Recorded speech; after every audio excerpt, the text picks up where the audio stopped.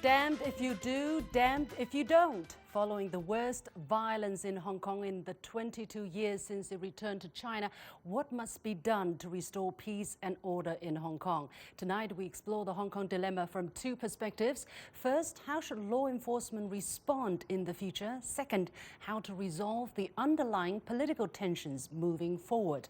Welcome to a special edition of The Point with me, Qiang, coming to you live from Beijing.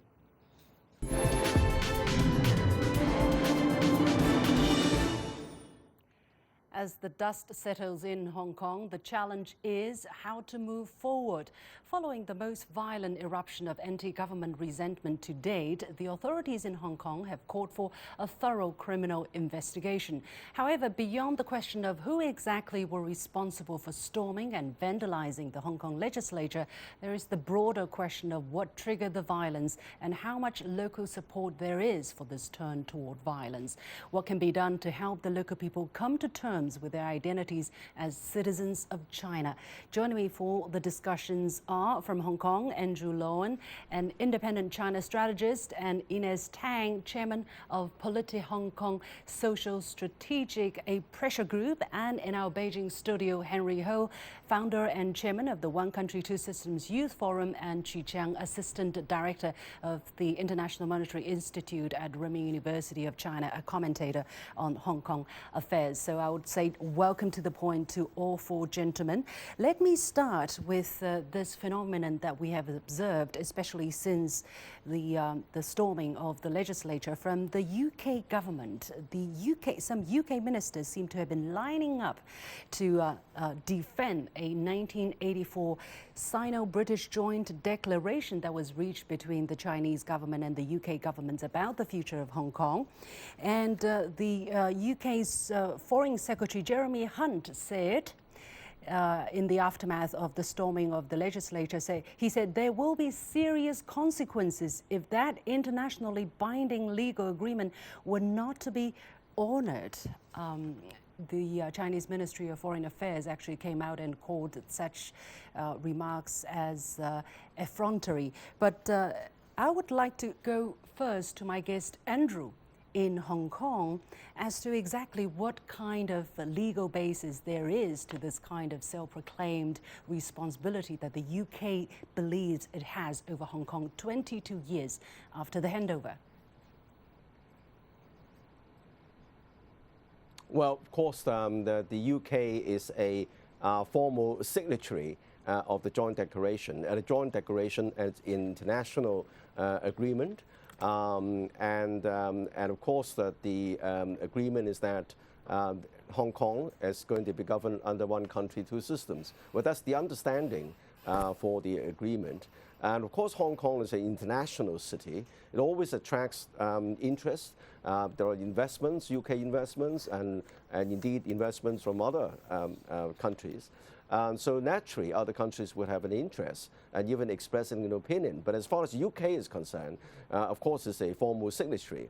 But to say that there are consequences, and I don't know what consequences there would be, because the UK does not have any kind of mandatory or regulatory powers under the joint declaration. But it does have an interest to see that a one country, two system is doing well. Right. I'm sure that there is a goodwill behind it, but I don't think that this is a matter of the UK's authority.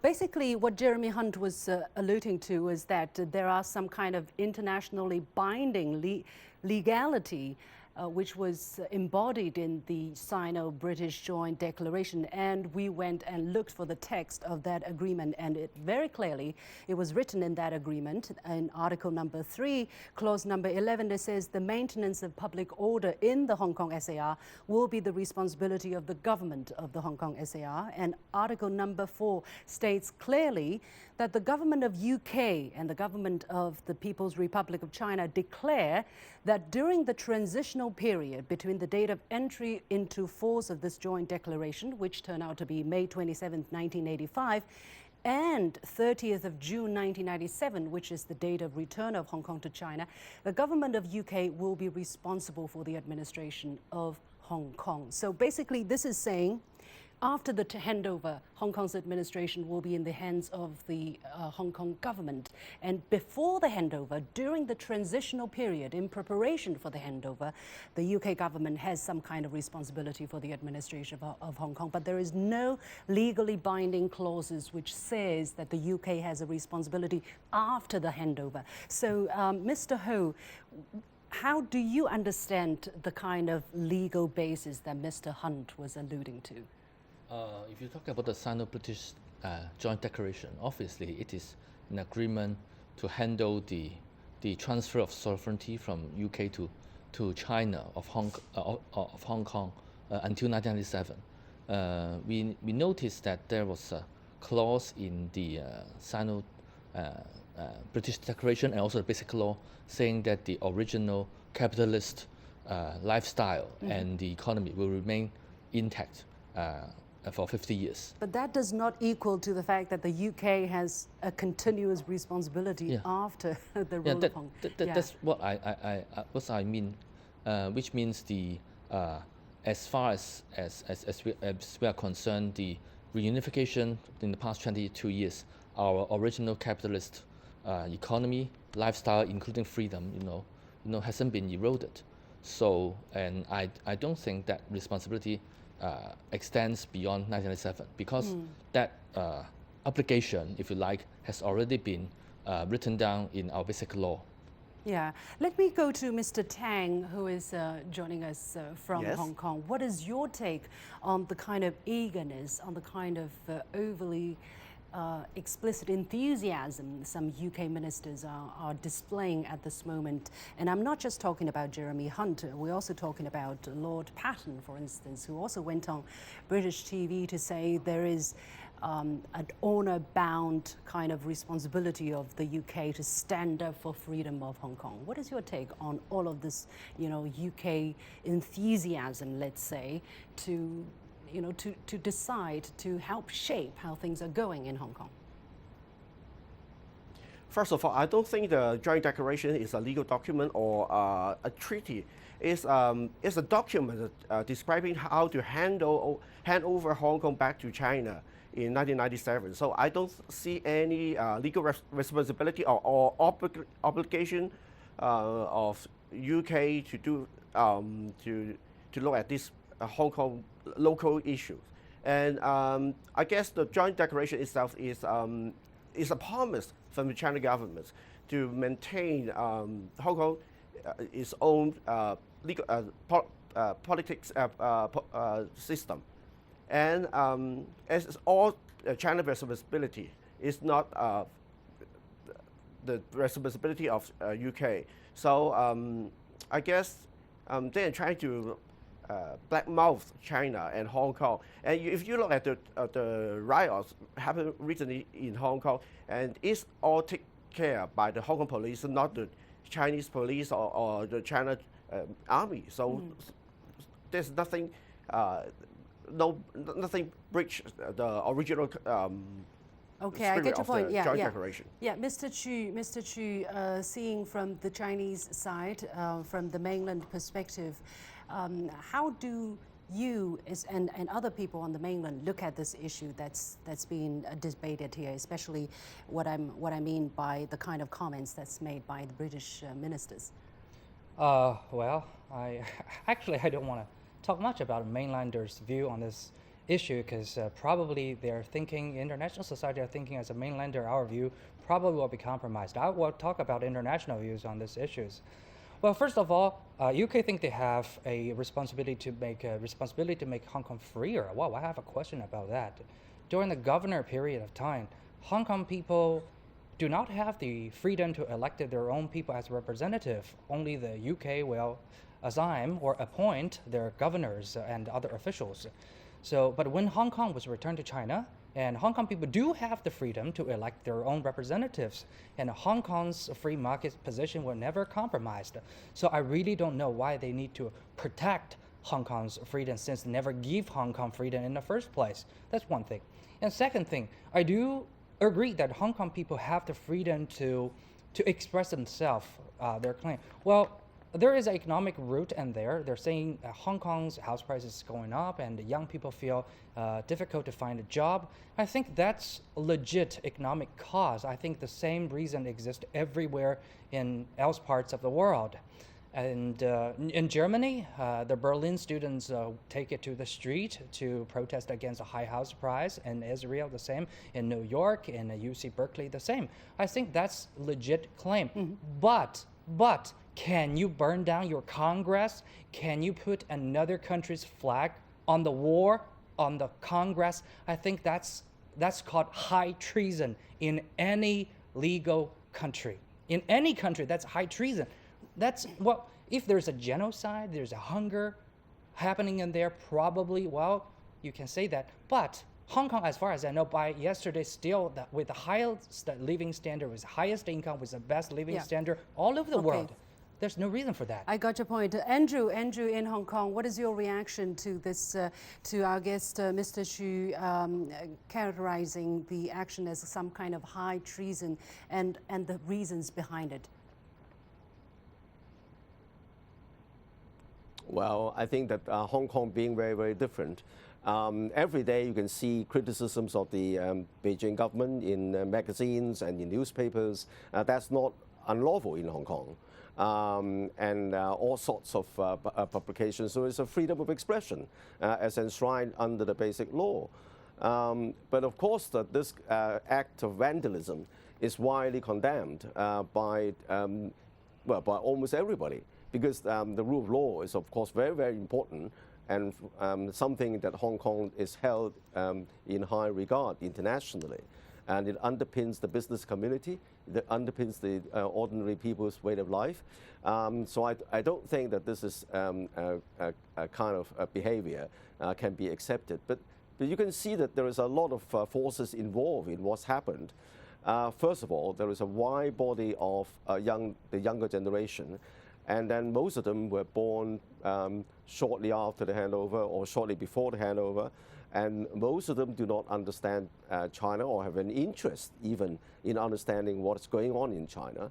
And all the while they've been educated and then fed this kind of rhetoric about how bad the Chinese Communist Party is and how bad the things are in China and that kind of thing. So all the while they have a prejudice. And then added to kind of social problems. Yeah, let's go to the social problems in just a moment. Perception. Andrew, let's go to the social problems in just a moment, because there are already a few key points I want to revisit, and especially this one here. For instance, the kind of freedoms, that is perceived to have been breached after Hong Kong came back to China. And Lord Patton, he told the BBC, he said, we shouldn't forget there is such a thing as honor, and we are honor bound to stand up for freedom in Hong Kong, the freedoms we promised people for years.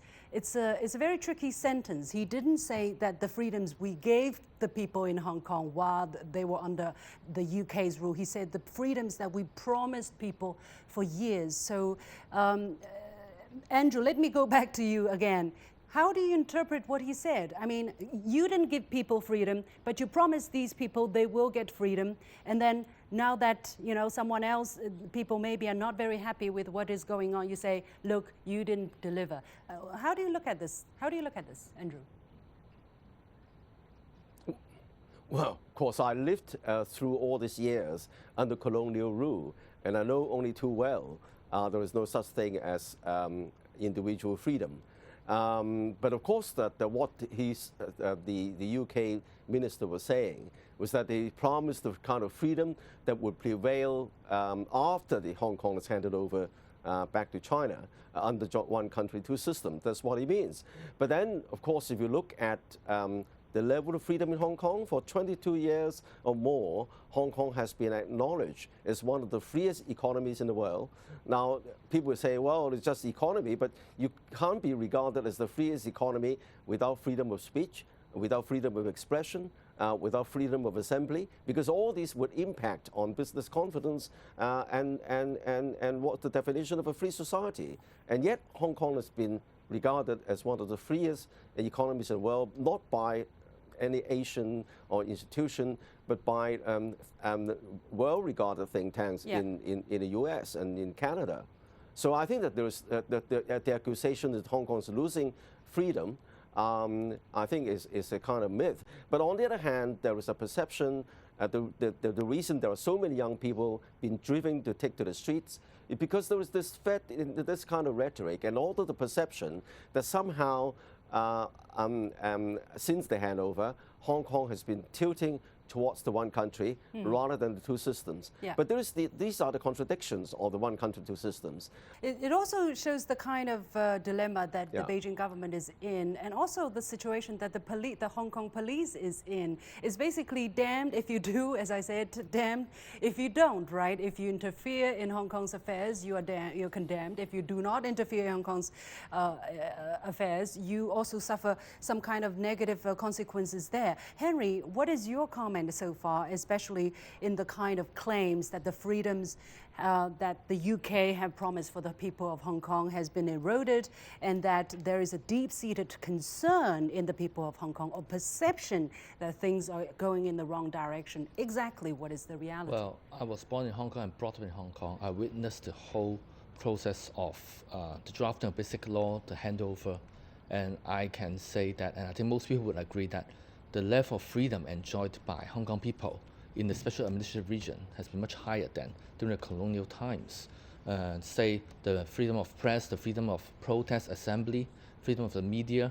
You won't see that massive scale of protest before, and I would say the freedom has been enhanced and not eroded at all. Why in the media, in the international media, do we hear consistently all the time that there is concern, there is deep-seated concern, there is a crackdown from Beijing or stronger control from Beijing? I think that relates to that fugitive amendment ordinance, specifying that those who committed crime outside Hong Kong in mainland China, if those people are in Hong Kong, they through proper legal procedures, and then they will need to be extradited.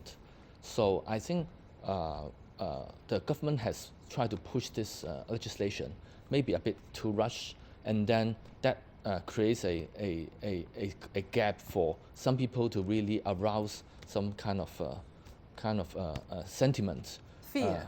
For fear, against mainland China. I think that was a bit unfortunate. But as we have seen, the government has already shelved or suspended the legislation. So what followed, I think, is about the handling of the police towards these protesters and other issues. Already not about the fugitive ordinance itself. Yeah. Well, let's talk a little bit about the handling of the situation by the police here. And I think it's also a very peculiar situation, right? Because if you go anywhere around the world, I think it goes without saying, if any protesters tries to storm the heart of the political establishment of any country, you would imagine some maybe, as one interviewee said, on the streets of Hong Kong, there will be real bullets used instead of rubber bullets. You know, it was a real soundbite. And yet, in the case of Hong Kong, they not only restrained themselves, but also left the building empty so that the vandalizers could storm in. Mr. Chu, how do you look at the dilemma that the Hong Kong police were under? And let's not forget, the Hong Kong police were under attack. They were besieged a couple of times already before this storming happened. Yes, I'm glad you mentioned this fact. Well, just think about the protest that happened in the USA. When the Vietnam War protests are coming up, do you know how many students have been dragged to the street and beaten and even used tear gas? It's just like a routine. In the UC Berkeley protest, they also used the tear gas as a rubber bullet and etc. I can give you countless examples. And also think about if Dr. Martin Luther King, the Honorable Dr. Martin Luther King, leading the 10 times, 100 times, more miserable, oppressed black African American people to march to Washington in a peaceful march. But If some they- people would say this happened in the past. We got better. Maybe, some people would actually really say that. I mean, how would you react to that? Well, Hong Kong police squad actually showed a very honorable gesture, and they're facing the millions and lots of people on the street, and they try to avoid more damages and injuries. So they refrain themselves and withdraw, because if there is going to be more a conflict happening, probably going to be more injury, and that will damage the name of Hong Kong, not either side, but both sides. So they refrain themselves. And very interesting, with a lot of the legal representatives, that convinced to the riot mobsters, they say, and even the mobster elect the son of the representative. The representative say, don't go in there, don't go in there, you shouldn't do that. But nevertheless, the young mobsters are going in. So I think the whole campaign is actually a reckless and irrational movement eventually. So it's actually going beyond the rationality. That's something we need to notice. Yeah. Well, as a result of these very peculiar attacks on the police and, besiegement of police forces from their headquarters, and there are personal attacks on these police on the social media, right? Insults. Some of their family members' datas were dug out and let out in the open. There were insults and so on and so forth. So there was this huge rally which was organized a day before the vandalizing happened, and it was estimated that 165,000 people came out to support the police and the SAR government. So let me go to Mr. Tang in Hong Kong. What do you think is the reason that drove people out on the streets, braving huge rain, to voice that kind of support for the police to do their job? Well, I think the most Hong Kong people want stability and reasons. We in democracy system that we talk through. We don't fight. We don't surround people. And what we have seen on television is frightening, because police is being attacked and also be accused after that. And I guess this is the time that we should come out and speak out for them. So how do you look at the kind of reason? What do you look at the kind of reasons that these police would be under attack from the protesters? Because sometimes, if you go around the world, you see protests. They would be protesting against housing high housing prices, or protest against immigrants maybe, but rarely are the policemen the targets of these protests. What explains the phenomenon that is happening in Hong Kong, that the policeman is being the target of attacks from protesters? I guess the situation in Hong Kong is very different, very different with the rest of the world, because we have a very strong opposition party in our legal councils. They used to attack police and restrain the police power. So I guess the police are faced two sides of attacks. On one hand, they have to face the rioter, and on the other hand, they have to face the opposition party, the political power inside the council. So that makes them the victim for that political issue. Yeah, well, after the attack, there are some opposition parliamentarians who came out and said, after the police went into the building and cleared the building after the rioters left, and this opposition parliamentarian came out and said, how can the police take over the legislative building? This question was asked, and then there was another person. Yeah, ridiculous. And then there was another person who says, how can the police abandon the legislative building in the first place? So Henry, how do you explain the kind of dilemma that the Hong Kong police is in? Well, I think the Hong Kong police has been very professional in handling all sorts of protests. But for the recent ones, I think they are different from the others, because we have seen protesters siege of the police headquarters for thrice. And contrary to some people saying that that was the overuse of force, I think that was the underuse of force. The police shouldn't have tolerated the siege of its headquarters thrice, and then and at the end he just dispelled people. There are only very few arrests.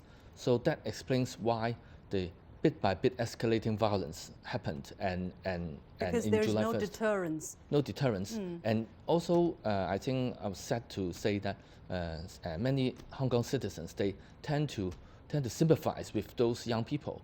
But I think we should really differentiate between peaceful protesters and rioters. You know, they shouldn't be mixed up. The protesters, they have the right to protest, but for rioters, we really need to do all the investigation and to restore the law and order in Hong Kong. Yeah, there are some people who are pointing out to the possible fact that the police was being intentionally put in a very difficult situation. So almost it's like forcing them to react using very strong force so that they would have very bad press. How do you look at that potential possibility? I think I can't comment on that particular occasion, but on the other hand, I was also a bit surprised that contrary to what happened in June 12th, the police hasn't used any tear gas to dispel the people.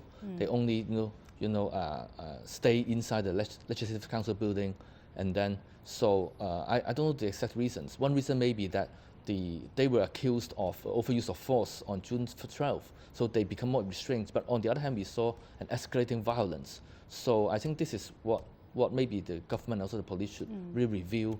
What has happened, in July 1st. Yeah. Andrew, let me go to you. What do you think is the dilemma, and what is behind this dilemma that, what is the reasonable use of force for the Hong Kong police? Are they using too much force? Are they using too little force? Either way, they're being accused of doing the wrong things. Well, you can see that both sides are learning from their experience from the umbrella, what happened during the umbrella movement. Don't forget the umbrella movement also involved degrees of violence, in various streets in Mong Kok and so on and so forth.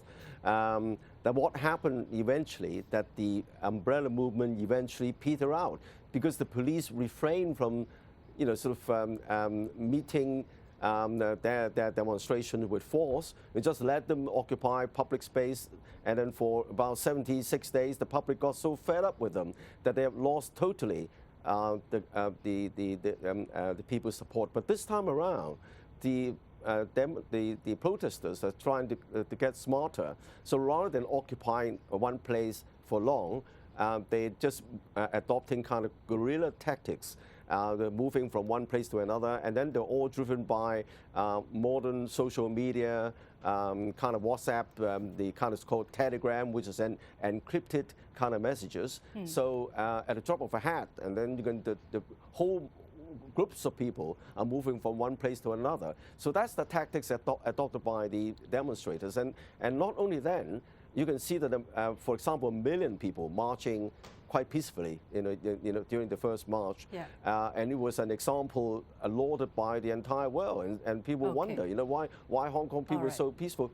But then in the front lines, there are the hooligans, and there are reports that some of them are hired, and they provoke the police into doing kind of action which could give the police a bad light. So the police also learn from that. And we have to leave it there. And of course, the police also have a red line. They have to maintain law and order.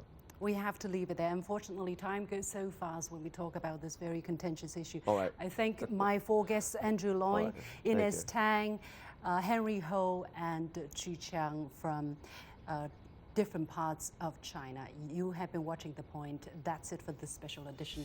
Thank you for watching.